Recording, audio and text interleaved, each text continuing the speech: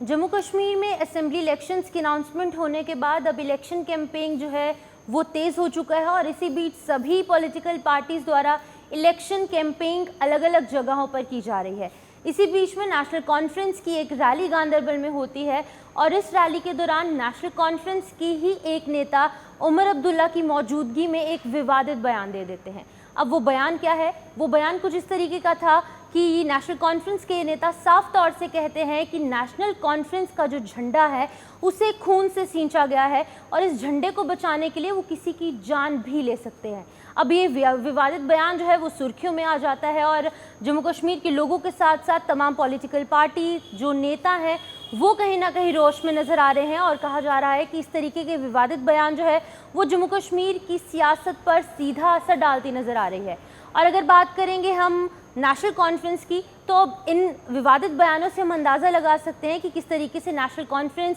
साम धाम दंड भेद का रास्ता अपनाती नज़र आ रही है और नेशनल कॉन्फ्रेंस चाहती है कि किसी भी सूरत हाल में, किसी भी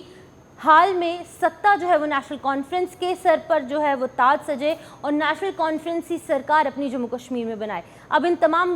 विवादित बयानों की वजह से कितना फ़ायदा नेशनल कॉन्फ्रेंस को होगा वो तो आने वाले 8 अक्टूबर को पता चलेगा, लेकिन इन चीज़ों से हम ये अंदाज़ा लगा सकते हैं कि कितने ज़्यादा विवादित बयान नेशनल कॉन्फ्रेंस दे रहे हैं और वो भी उमर अब्दुल्ला की मौजूदगी में, जो कि जम्मू कश्मीर के पूर्व मुख्यमंत्री भी रह चुके हैं और इतनी बड़ी पार्टी यानी कि नेशनल कॉन्फ्रेंस के उपाध्यक्ष भी हैं। अब देखने वाली बात होगी कितना फ़ायदा इन तमाम विवादित बयानों का नेशनल कॉन्फ्रेंस और कांग्रेस के इस अलायंस को असेंबली इलेक्शंस में होगा।